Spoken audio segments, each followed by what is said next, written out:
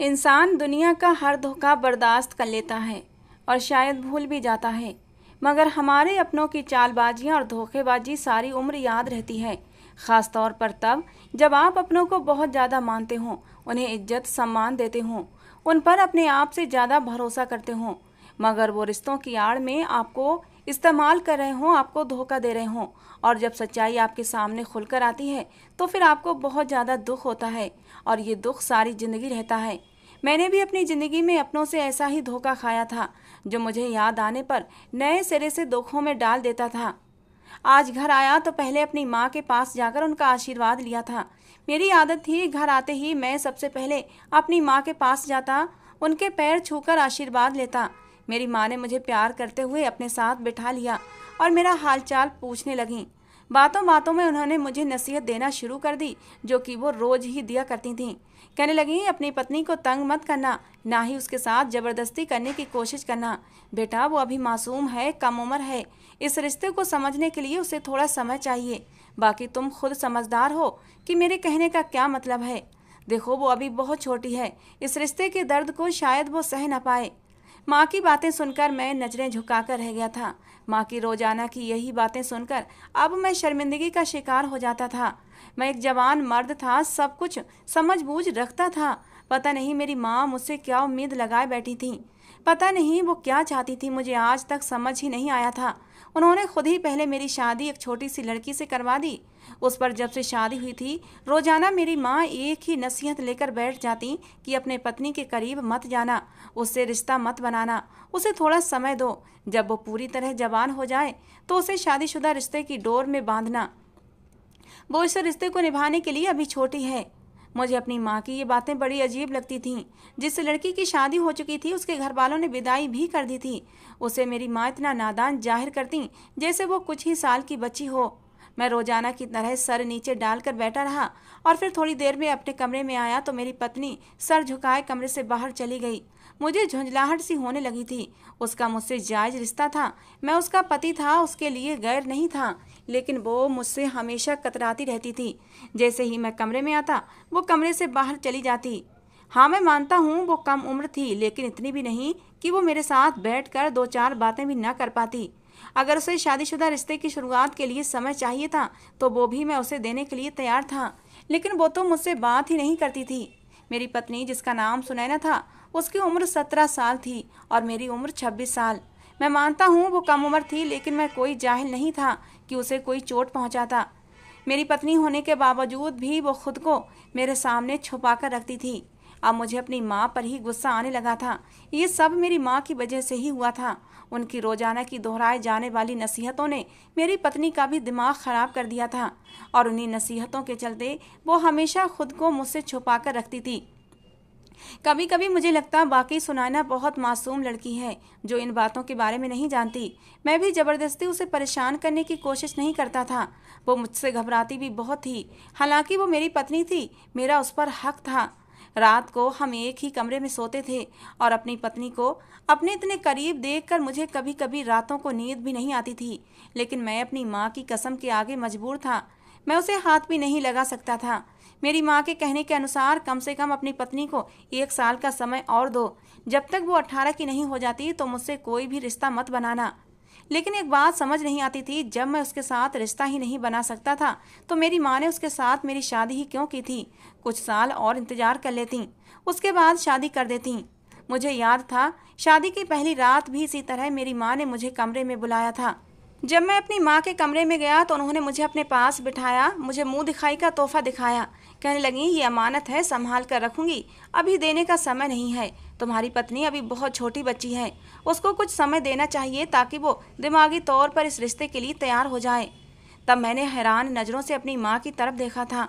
मेरी शादी मेरी माँ की मर्जी से हुई थी और आज की रात के हवाले से मैंने ना जाने कितने सपने अपनी आंखों में सजा रखे थे। मेरा दिल कितना बेचैन था अपनी पत्नी की संगत के लिए, और मेरी माँ ने मेरे सारे अरमान तोड़ दिए थे। मेरे चेहरे पर चिंता की लकीरें देखकर मेरी माँ मुझे समझाने लगी कि विनय, चिंता मत करो, बस कुछ ही समय की बात है। जब वो पूरी तरह इस रिश्ते को समझने लगेगी और बड़ी हो जाएगी तो तुम अपनी शादीशुदा रिश्ते की शुरुआत करना। जब वो जवान हो जाए तो तुम उसे अपना लेना, तब कोई दिक्कत वाली बात नहीं है, लेकिन अभी उसके साथ कोई भी रिश्ता मत बनाना। कहीं कुछ ऊंच नीच हो गई तो हम दुनिया जमाने को क्या मुंह दिखाएंगे। मुझे अपनी माँ की बात पर हैरत हुई थी। वो अपने जवान बेटे की शादी करके कैसी अजीब सी बातें कर रही थीं। मैं एक जवान मर्द था, मेरे भी कुछ जज्बात थे, मैं कैसे खुद को कंट्रोल कर सकता था। मैंने नाराज़गी से अपनी माँ को देखा कि अगर मेरी पत्नी अभी जवान नहीं हुई है और वो दिमागी और जिस्मानी तौर पर इस रिश्ते के लिए तैयार नहीं थी, तो ऐसी लड़की को मेरी ज़िंदगी में शामिल ही क्यों किया गया था। क्या दुनिया में लड़कियां ख़त्म हो गई थीं? मुझे गुस्सा आया था। मेरी शादी की उम्र थी, मैं जवान मर्द था, कोई नासमझ बच्चा नहीं था कि अपनी पत्नी के बड़े होने का इंतजार करता और उसे समय देता। मेरी बात पर मेरी माँ नज़रें चुराते हुए बोली, मेरी मजबूरी थी, शादी जल्दबाजी में करना पड़ी। लड़की बहुत ही प्यारी और मासूम है, मगर अनाथ है। उसके भाई जल्द से जल्द उससे जान छुड़वाना चाहते थे। उसके लिए एक शादीशुदा बूढ़े का रिश्ता देख रहे थे। मेरी सहेली की बेटी है और मैं उसे यूं बेसहारा नहीं छोड़ सकती थी।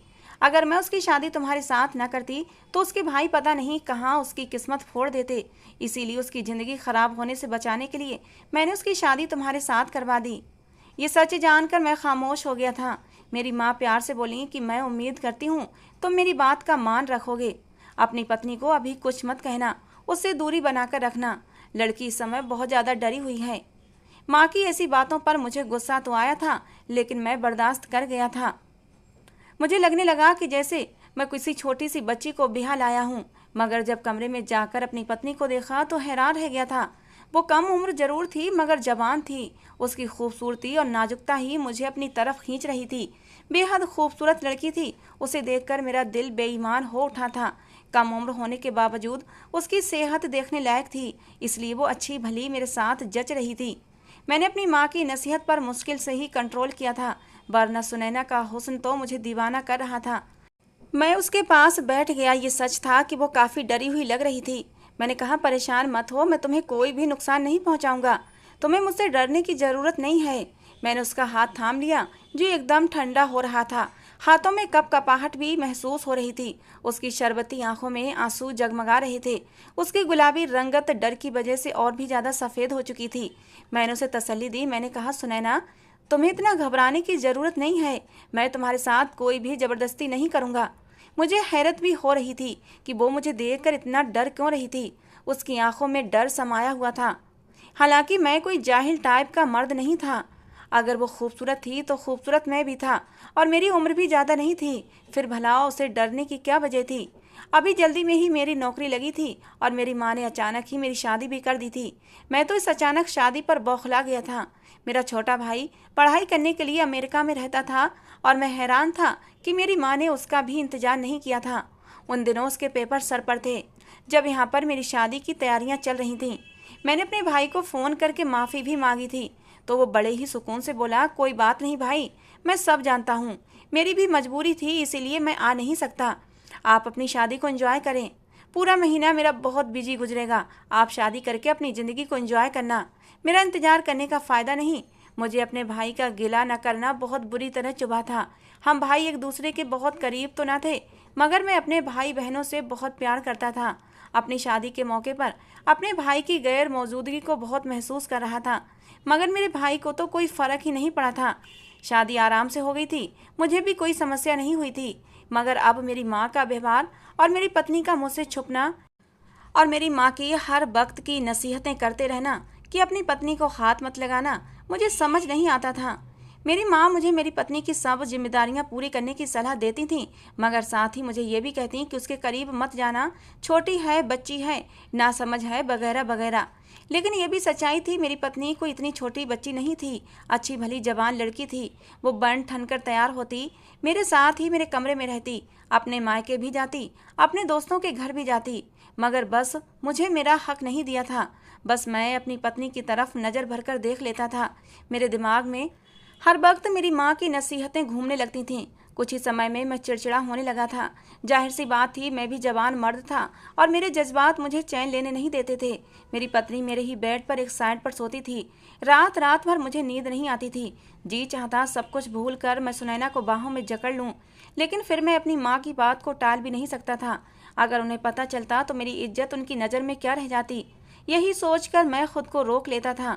ये कैसी शादी थी जिसमें अपनी पत्नी से दूरी बनाकर रखना पड़ रही थी। ऑफिस में भी मेरा मन नहीं लगता था। बस जिंदगी में मैं सुकून चाहता था। मैं चाहता जब मैं थका हारा घर आऊं तो मेरी पत्नी मुस्कुराकर मेरा स्वागत करे। जब रात को थक हार कर सोने के लिए लेटूं तो उसकी बाहों में अपनी सारी थकान भूल जाऊं। मेरा जी चाहता जब वो तैयार होए तो मैं उसकी तारीफ करूं, उसके लिए गजरे लाऊं, चूड़ियां लाऊं। मगर यहाँ हमारे बीच ऐसा कोई संबंध था ही नहीं। अगर मैं भूल कर भी अपनी पत्नी के लिए कोई तोहफा ले भी आता या कभी उसकी तारीफ कर देता तो वो ऐसे घबरा जाती जैसे मैंने कोई बहुत बड़ा जुर्म कर दिया है। उसके खूबसूरत चेहरे पर डर फैल जाता और वो फौरन से मेरे पास से भाग जाती। मुझे ये सब कुछ बुरा लगता था। थक हार कर मैंने सुनैना को उसके हाल पर छोड़ दिया, मगर मैं उसे चाह कर भी नज़रअंदाज नहीं कर पाता था। हम एक ही कमरे में रहते थे, एक ही बेड पर सोते थे। मेरे लिए ये सब मुश्किल था। सुनैना ऐसी लड़की थी जिसे देखकर अच्छे अच्छे लड़कों के ईमान डगमगा जाते। मैं तो फिर भी उसका पति था। वो खूबसूरत नाजुक सी लड़की थी और जब तैयार होकर खड़ी होती तो मेरी नज़रें उससे हटती ही नहीं थी। मेरी नज़रों को मेरी माँ ने भी भांप लिया था और मुझे अकेले में कहती, विनय ये क्या हरकत है? मैं देख रही हूँ तुम सुनैना की तरफ कुछ ज़्यादा ही बेबाक नज़रों से घूरने लगे हो। तुम मेरी नसीहत भूल गए हो। माँ की बात सुनकर मैं शर्मिंदा हो जाता। मेरी माँ में मेरी जान बसती थी।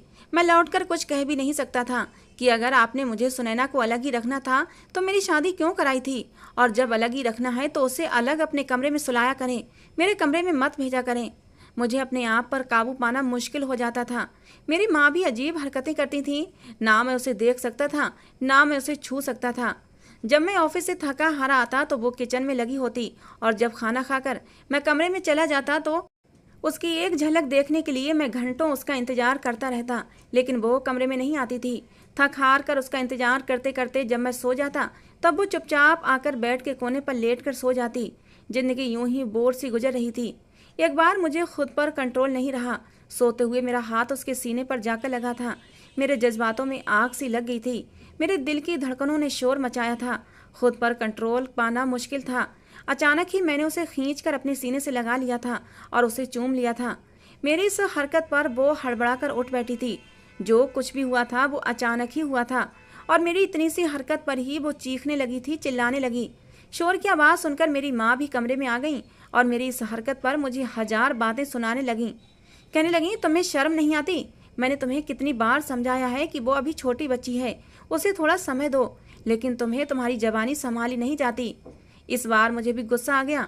मैंने कहा, माँ जब आपको मुझे और सुनैना को मिलने ही नहीं देना था तो आपने मेरी शादी ही क्यों कराई? अपनी पत्नी के करीब होना एक नेचुरल सी इच्छा होती है जो मेरे अंदर भी जागती है। मैंने कोई गलत काम नहीं किया है। मेरी माँ ये बात नहीं जानती थी कि पति पत्नी के बीच इस तरह की दखल अंदाजी करना गलत बात होती है। ये बातें मुझे गुस्सा दिलाने लगती थीं, लेकिन मैं चाह कर भी अपनी माँ को जवाब नहीं दे पाता था। लेकिन आज मेरा सब्र जवाब दे गया था। मैं गुस्से से ऊपर छत पर चला गया। उस रात मेरी माँ मेरे कमरे में सुनैना के पास ही सो गई थी। सुनैना सिसक रही थी और वो उसे चुप करवाती नहीं। मैं ऊपर छत पर चला गया था।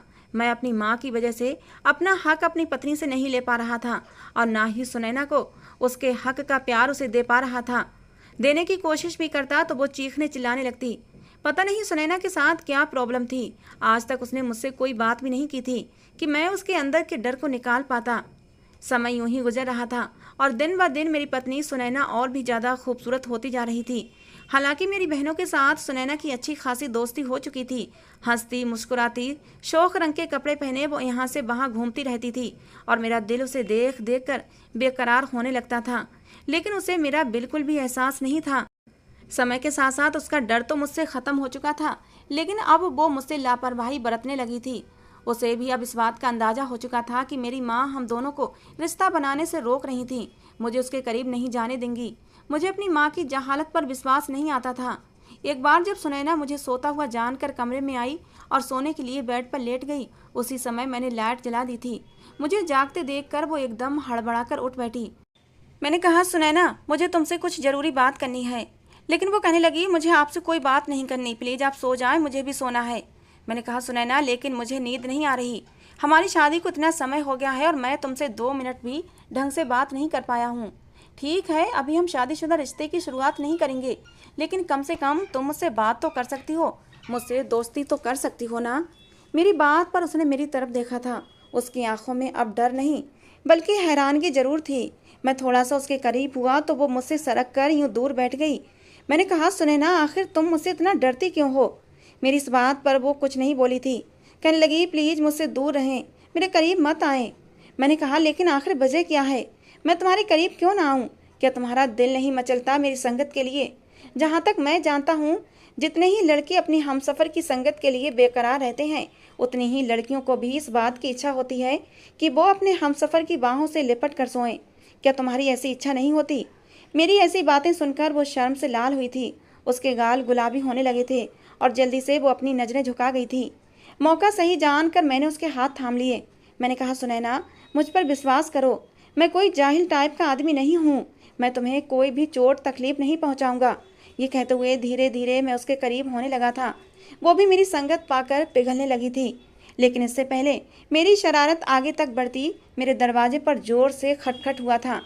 मुझे पता था मेरे रंग में भंग डालने वाला कोई और नहीं बल्कि मेरी माँ होगी।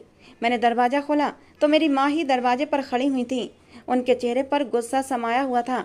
कहने लगी, तुम्हारे कमरे की लाइट अब तक क्यों जल रही है और तुम अब तक सोए नहीं? और तुम्हारे कमरे से बातें करने की आवाज़ें भी आ रही थीं, इसलिए मैंने तुम्हारे कमरे का दरवाज़ा खटखटाया था। फिर उसके बाद वो सुनैना से बोली, सुनैना, तुम भी अभी तक जाग रही हो और तुम दोनों आपस में क्या बातें कर रहे थे? मैंने कहा, माँ, मैं आपकी नसीहत भूला नहीं हूँ, लेकिन आपको इस तरह रात के समय मेरे कमरे में नहीं आना चाहिए था।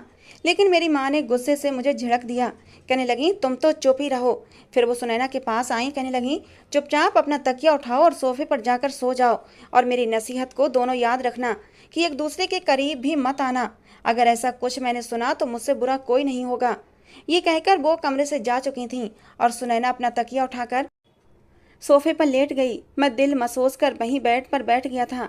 आखिर मेरी माँ को मुझसे दिक्कत क्या थी, मुझे समझ नहीं आता था। अब तो मेरी माँ ने मुझे सुनैना के साथ कहीं बाहर आने जाने पर भी पाबंदी लगाती थी। कहने लगी, सुनैना इतनी छोटी है और तुम पूरे भरपूर जवान मर्द हो, वो तुम्हारे साथ बिल्कुल भी अच्छी नहीं लगती। लोग बातें बनाएंगे कि इतनी छोटी बच्ची के साथ अपने इतने जवान हट्टे कट्टे बेटे की शादी कर दी। मैं नहीं चाहती लोग मुझे बातें बताएं, इसलिए तुम सुनैना को लेकर कहीं बाहर मत जाया करो। और माँ की बात सुनकर सुनैना भी माँ की हाँ में हाँ मिलाने लगती। वो भी जिद पर आ जाती और मेरे साथ कहीं भी नहीं जाती थी।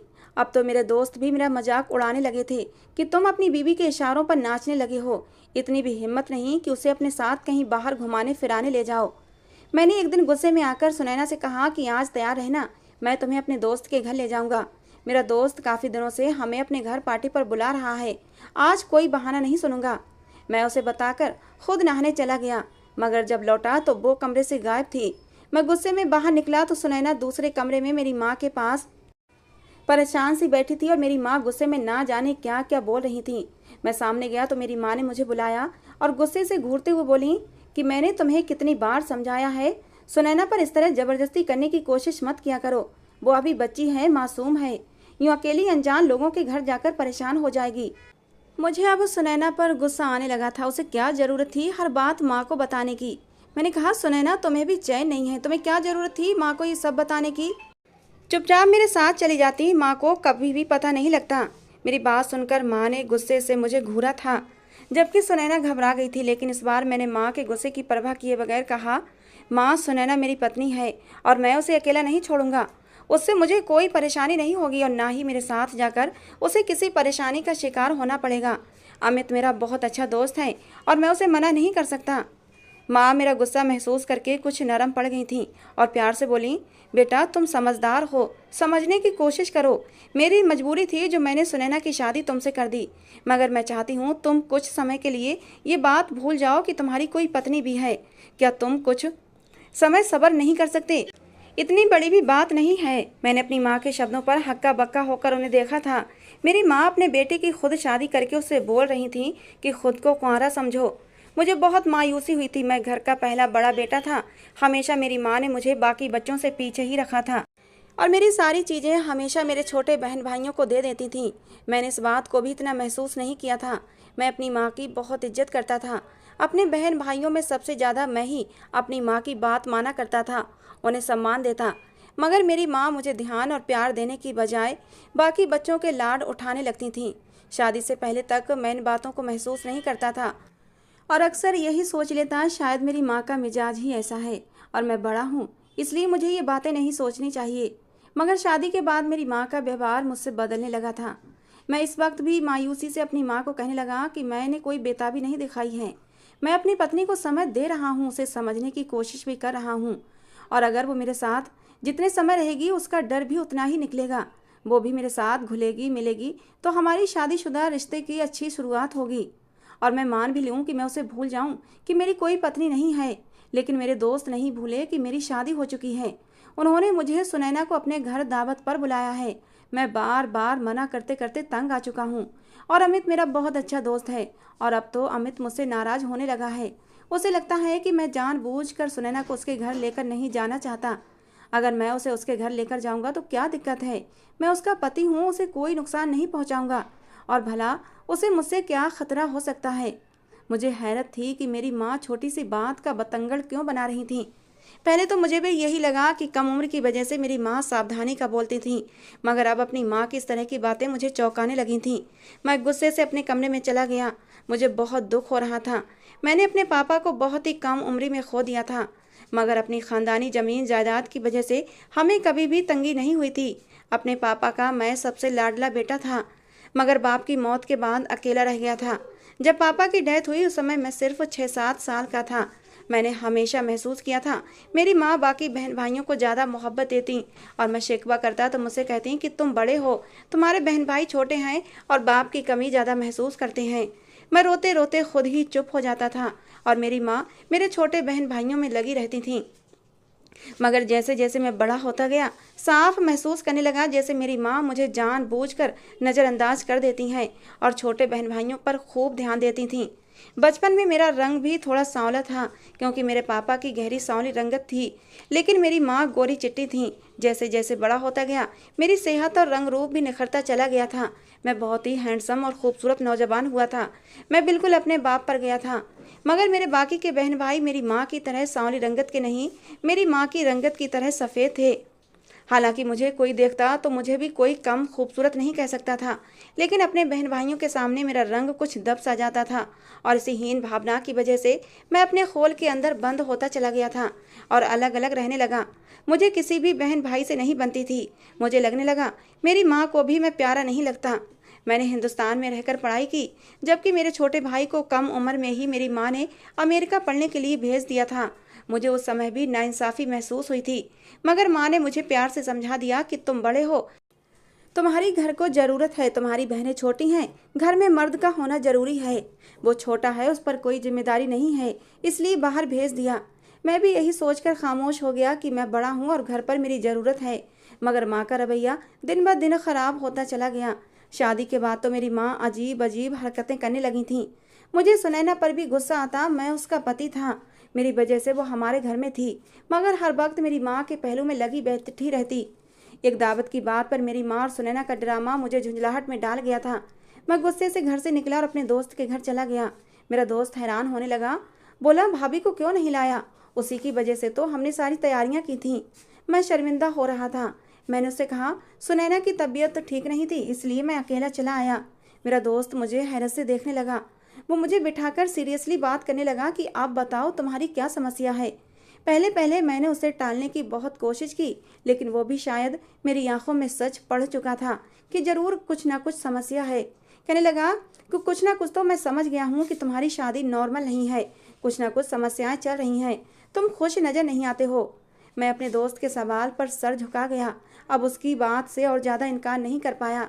मैंने वाकई अपनी शादी से खुश नहीं था। ये शादी मेरे लिए अब बोझ बन चुकी थी। अपने दोस्त के सवाल पर मेरे अंदर का गुस्सा फट पड़ा था, जो मैं इतने दिनों से अपने अंदर दबाए बैठा था। मैंने अपनी माँ और सुनैना के बारे में उसे सब कुछ बता दिया। माँ की नाइंसाफ़ी मुझे माँ से दूर कर गई थी। मेरा दोस्त भी हैरान होने लगा। बोला तुम्हारी माँ पर हैरत है। कहने लगा आंटी को चाहिए वो तुम्हारी पत्नी को समझाती, उल्टा भाभी को तुमसे दूर कर रही है। मैं खामोशी से बैठा उसकी बातें सुनता रहा। मैं कभी अपनी माँ के बारे में ऐसी कोई बात नहीं सुनता था, मगर आज मुझे माँ पर गुस्सा आ रहा था। मेरा दोस्त कहने लगा तुम्हारी हालत पर मुझे हंसी आ रही है और गुस्सा भी। कैसे मर्द हो, एक पत्नी को काबू न कर सके, वो भी एक ही बेड पर सोते हुए। तुम उसे हाथ भी नहीं लगा सके। मुझे तो विश्वास ही नहीं कि तुमने कैसे इतनी रातें उसके बिना गुजार लीं। वो हंसकर बोला और कहने लगा, तुम खुद ही कहते हो कि तुम्हारी पत्नी कम उम्र है और तुम अपनी कम उम्र पत्नी को संभाल नहीं पाए। मैंने अमित से कहा, मुझे कुछ मशवरा दो कि मैं क्या करूं कि मेरी पत्नी खुद ही मेरी संगत के लिए मचल उठे और मेरे करीब आ जाए। मेरी बात सुनकर अमित सोच में डूबा था। वो शादीशुदा था। मैंने कहा, कोई ऐसा रास्ता निकालो जिससे कि सुनैना खुद ही मुझसे मोहब्बत करने लगे और खुद ही मेरे करीब आ जाए। मगर वो एक अजीब सा मशवरा देने लगा। मैं उसकी इस बात पर घबरा गया। मैं बोला, नहीं, मैं ऐसा नहीं कर सकता। वो बोला, अगर तुम डरते हो तुम्हारी पत्नी भी ऐसे ही नखरे करती रहेगी। वो शादीशुदा है, अब बच्ची नहीं है। तुम्हारी माँ का व्यवहार तो बताता है कि वो सारी उम्र तुम्हें कुंवारा ही बनाए रखेगी। मैं भी सोच में गुम हो गया था। उस दिन घर पहुंचा तो सुनैना कमरे में सो रही थी। मैं उसे देखने लगा। अब अपनी बेकरारी पर काबू नहीं पा सकता था। हमारी शादी को 3 महीने होने वाले थे। वो अपने घर के बुरे हालातों में पली बड़ी लड़की थी। शादी के बाद दिन ब दिन निखरती चली गई थी। कमरे की हल्की रोशनी में उसका होश रुबा हुस्न मुझे पागल करने लगा। मैं फौरन से कमरे से निकला, माँ के कमरे में चला गया। माँ मेरा ही इंतजार कर रही थी। कहने लगी, कहाँ चले गए थे? कब से फ़ोन कर रही थी। मैंने कहा, दोस्त की तरफ गया था। माँ बताने लगी, कल संडे है, इसलिए तुम्हारी बहनें अपनी मौसी के घर जाना चाहती थीं। मैं तुम्हें फ़ोन करती रही लेकिन तुम नहीं आए तो तुम्हारे कजिन को बुलाना पड़ा, तो वही उन दोनों को लेकर गया है। मैंने दोस्त का बहाना बनाया।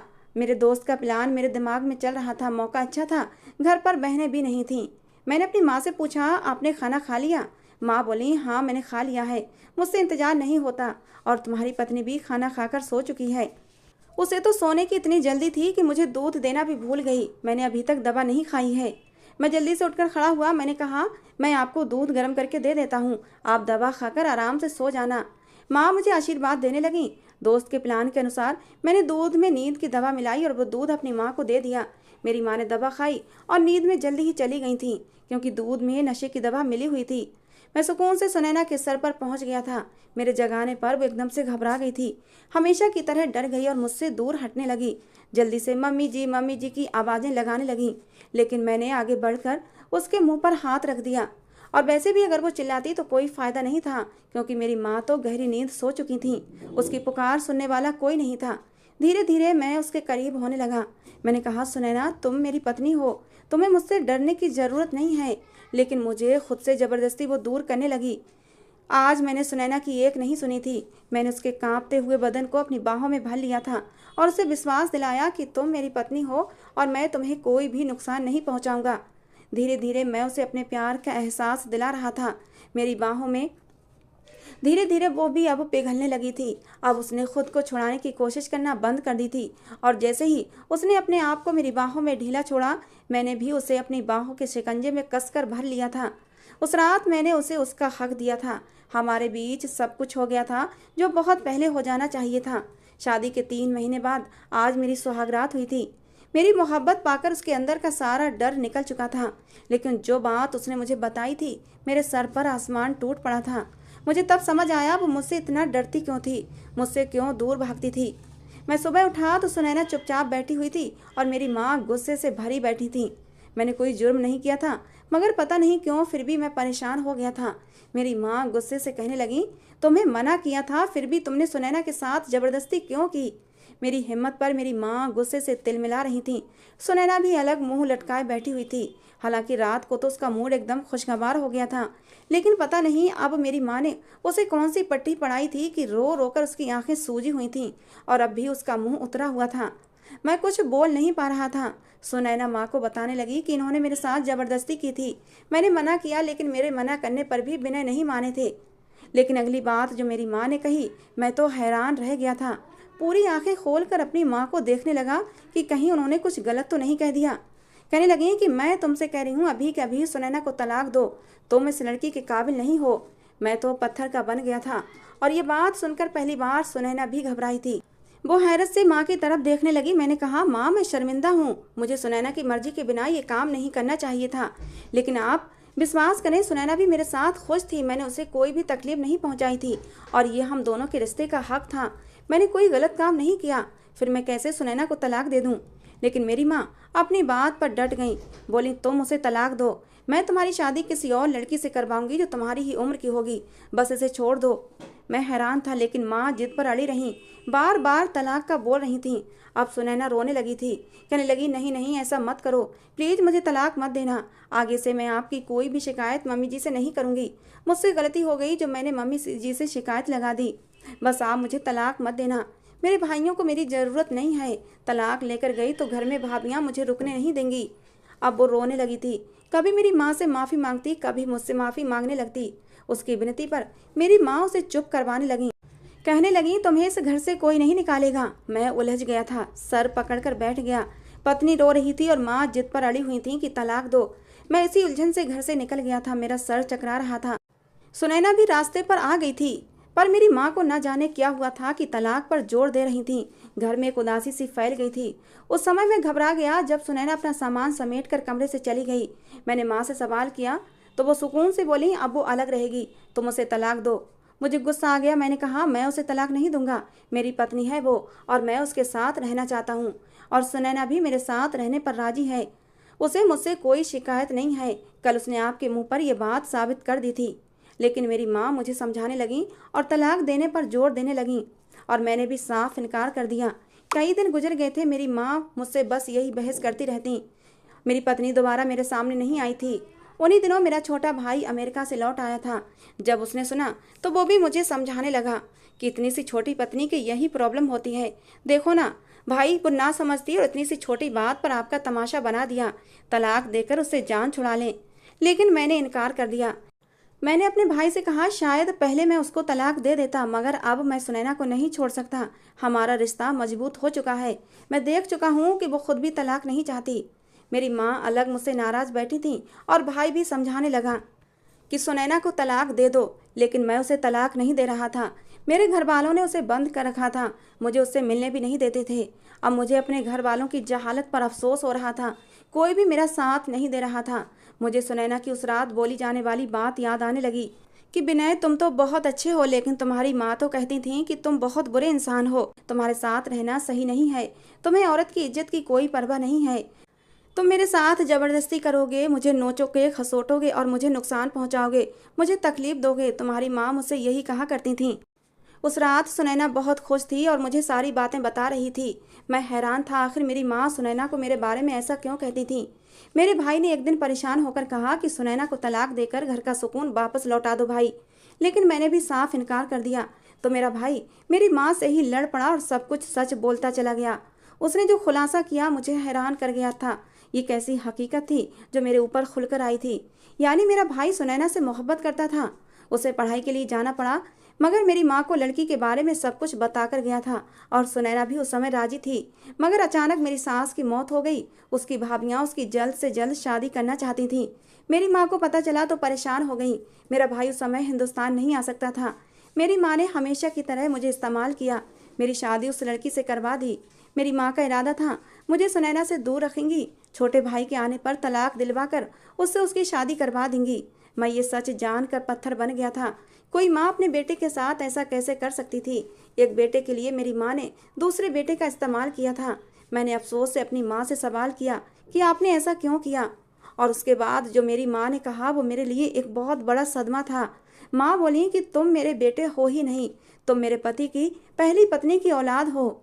माँ ने कहा कि तुम्हारे बाप ने मेरे बच्चों को कभी अपनी औलाद नहीं समझा, सारी जायदाद तुम्हारे नाम कर दी। मैं कैसे तुमसे प्यार करती।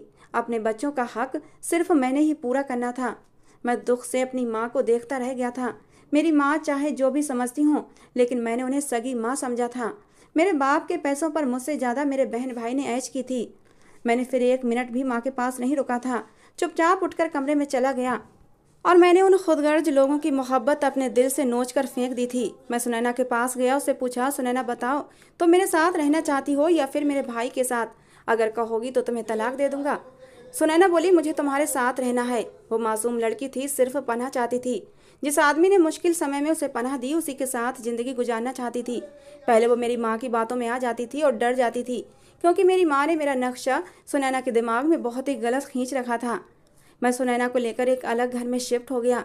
बहन भाई का खर्चा अब भी भेजता हूँ, लेकिन चाह कर भी अपने दिल उन लोगों के लिए बदल ना सका। मगर अब सौतेले रिश्तों से कभी नहीं मिलता हूँ जिन लोगों ने सारी जिंदगी सिर्फ मेरा इस्तेमाल किया था। मगर भगवान ने मेरी पत्नी के रूप में मुझे खूबसूरत सा तोहफा दिया था। मेरी पत्नी सुनैना मेरा बहुत ख्याल रखती है, मेरी हर बात मानती है और मैं भी उससे बहुत मोहब्बत करता हूँ। दोस्तों, ये थी आज की हमारी कहानी। कैसी लगी जरूर बताना। पसंद आई हो तो प्लीज़ लाइक करना। रोज़ एक नई कहानी सुनने के लिए हमारे चैनल को भी सब्सक्राइब करना। मिलते हैं दोस्तों अगली किसी नई कहानी के साथ।